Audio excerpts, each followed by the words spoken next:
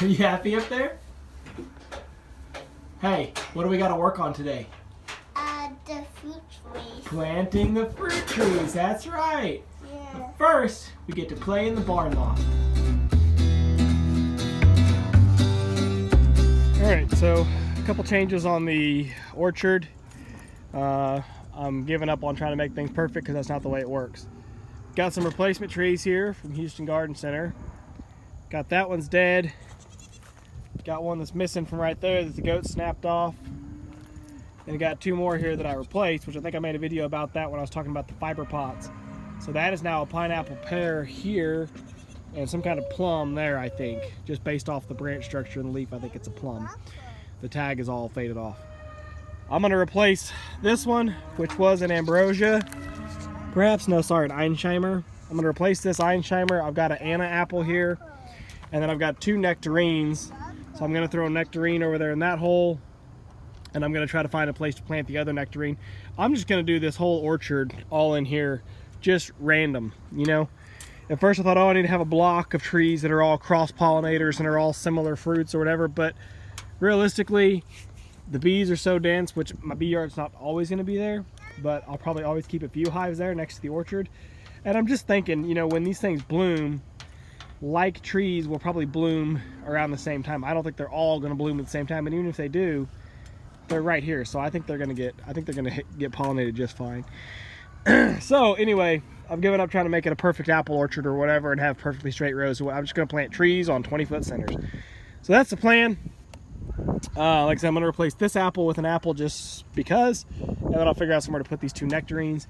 And then over there in my old potted plants, you can see I've got some bloom in there. There's a couple of peach trees over there that are in bloom that need to be moved. So I'm just gonna try to find places to put them for now and try to get these trees out of pots. I have a very bad habit of buying potted trees like this and then leaving them in the pots for way too long.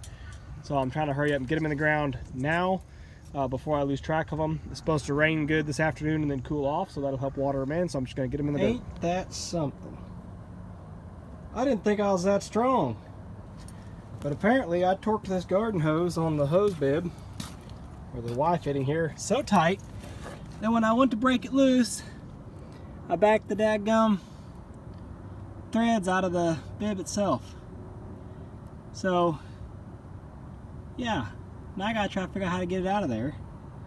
I'm gonna try to get a pair of vice grips on these threads here, and then a pair of channel locks on these threads, not the mud, on these threads, and then a pair of channel locks on the hose connection there, and see if I can break it out of there without marring the hell out of those threads. That's my goal. Let's see how this goes. All right, so so far I got the first apple planted there, and then I put the first nectarine here to replace the apple that had died.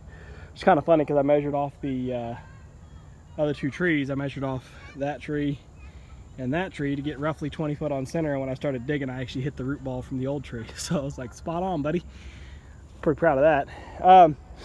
And I got the second nectarine put here, so we've added the third row now going across. I don't know if I can back up and get you guys a good perspective, but starting the third row, we'll go this way. That little clump of dirt there will be the next tree, and I don't know, going off the back end back here, I'm not sure if I can get the third tree or if it drops off into that water hole, but I've got at least two peach trees I know that are bloomed out that I'd like to get moved while I know that what they are. But this freaking dirt's so hard. I need to either air up the tire on this tiller and bust it with that, or I need to get a post hole digger from my neighbor, which I'm kind of inclined to go get the post hole digger, because then I can put down a real deep hole and then just kind of widen the top of it. I put, you know, real deep, fill it all full of compost, and then widen the top out for the actual root ball. That way it can put a quick tap root down and some good nutrient, because this soil's got something in it, but it packs so hard that it's hard for plants to grow. So I'm gonna have to really baby them. Once I get them all planted in, eventually my compost pile here is gonna have to move. That's why I'm starting to, you know, work on cutting it down right now, but I just don't think it's practical to have to go into the orchard every time to get to my compost. So anyway, once I get everything planted in, I'll have to get some more wood chips, and I'll wood chip the whole area, because that sure does help. But anyway, for right now, I got to figure out how I'm going to dig out the rest of these post holes. All right, well, so far so good, I think. I don't see too much damage, a little bit of nicks right there on the threads. But let's see if we can get it back in here. And then once it's in, actually you'll see there's a hex head. That's how you're supposed to take it in and out. So let's just see if we can thread it in there. Oh, yeah, it's going in. Okay. So yeah, I gotta go down to the shop, grab a set of Allen wrenches to torque that in there properly. I think I've got one that big. I hope I've got one that big. But at least I got it out of the hose and was able to thread it back into here without it catching or wanting to snag up. All right, I brought in the big guns. I got the post hole auger from the neighbor. This dirt does not dig nice. Now once you get below about a foot deep, it's okay. It gets a little softer, but this stuff on top is just hard. But anyway, bore down 4 feet. Now a lot of it's already fell back in, but that's still way deeper than I need. Bore down 4 feet, and then I'm gonna backfill the bottom of the hole with compost up to the rooting depth, or up to the planting depth. Plant it, fill the rest around here with compost. So that should give it a good sump to hold water and to let roots grow down into, and to give it a good shot of nutrients. So that's the plan anyway. You know, the directions say dig a hole 3 times the pot size. So at the surface I will, but going on down it's about 1 times the pot size. So I got these 3 peach trees. Look at this. Moved them over here. Where'd she go? Oh yeah. Oh yeah. She's working on it. Oh, spooked her. I moved the fruit trees over here, and as I did, the bees followed. Okay, well, I'm done planting for today. 16 fruit trees in all, and 1 pecan tree right there. Which the pecan trees I've been planting, I don't really want to do a pecan grove or orchard just yet. So I'm just buying 1 or 2 a year, and I just plant them along the edge of the tree line just to kind of establish them. You know, if nothing else, they'll just be wildlife food, but I like to have them around. I'd like to have a lot of nut trees someday, but for right now I'm more interested in fruits. I just like to be able to pick an apple, peach, whatever. So this was that the nectarine that I told you guys in the first clip or second clip, whatever it was. And then so that was row 2. Row 3 we started in. I think I said that was a nectarine. I think this is a peach just based on the bloom color. So these are from what was over behind the Conex box. Another peach here, and there was a 3rd one. That one there I think is a peach. And then I don't know what half the rest of these are. Well, let's see, this one here with the tag hanging on it, that's a pineapple pear. That little guy's a fig. This one here, I don't know what it is. I just know it's not a fig. This one, I have no idea what it is. Another fig right there. And over there is another nectarine. I think I said that one was a peach. So yeah, a little mix of everything. I've still got half a dozen citrus trees that I need to find a place for. I'm thinking what I'm gonna do is maybe put them in a straight going off the end of this row, go straight towards the sawmill. And I might put them a little close together, like 15-foot centers. I gotta do a little bit of research on spacing citrus trees. Maybe they need to be 20 foot as well. I want them a little further out from the tree line, because in the wintertime, this southern tree line does block the sun, and some days, you know, the sun doesn't even get in here. There's no sunshine at all. So I'm okay with the, you know, the deciduous trees that are dormant in the winter. I'm okay with them being out of the sunlight.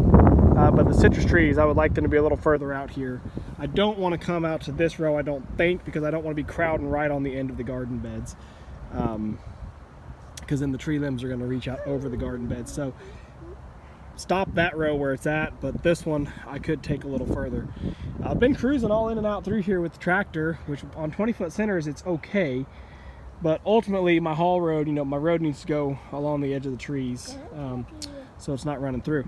I was also thinking for additional garden space, you know, these trees, it's going to be years and years before they get big enough that they really need all the space. So I'm thinking I might actually start building some raised beds within the orchard. I might as well. Otherwise, this is just wide open, you know, dead space that I'll just cover with wood chips. So I got to thinking about that because I've been holding off doing any more garden over here. I'm trying to let the radish get really well established, and then I'll cover it up. But for right now, I can just build more beds like this, just right on the surface with the compost that I have. So not, you know, I haven't even planted those, so I'm not really urgent to get more done. But it just kind of dawned on me last night that I might as well interplant the whole orchard with garden stuff for right now. Heck, put in, you know, ground covers, pumpkin squash, stuff that, you know, just, like I said, it's a ground cover, sweet potatoes, whatever, just to take advantage of the space. So we'll see how that goes. It's an idea, but not to get too far off topic, this video is about the orchard. So like I said, 16 fruit trees now, assuming they all make it. Oh, I did go get the auger, like I mentioned, and I did auger the holes and fill them with compost, and I really like that. It worked really, really well as far as planting, because I augered down over 4 feet deep and filled that whole post hole with compost. What is wrong with you? Are we done? We're almost done, yeah. So I filled the whole post hole with compost, and then rounded out the top. These down here, you can see they're in a low spot, so I actually planted the tree kind of on top of the ground. And then once I get some more topsoil, I'll fill in those low spots between. Ultimately, I got to get all this filled in so I don't have these puddles, because these hold water all the time, and then it's a big muddy mess. This one here is a Granny Smith apple. It feels pliable. It's not dead, but it's just kind of weird that it has no limbs anywhere up, and it's just a straight stem. It had one down here that I cut off last spring when I planted it. So anyway, yeah, certainly worked out well using the auger to plant trees. I'll do that again in the future for sure if I get more. Yeah, because that was a big deal. There's no way, if I'd have been shoveling all these by hand, I'd have been out here all day. Actually, well, I'd have quit because I would have gotten ticked off. So yeah, pretty cool to see a little orchard coming along. It'll be really exciting when everything leaves out. I think it'll be just really rewarding to see it all leaf out. Seeing the blooms is really enough right now, but seeing all of this stuff that is questionable, see it leaf out and start growing again, is going to be really satisfying. So that's it for now with the orchard. Don't have anything else to say. We'll just have to see how it does.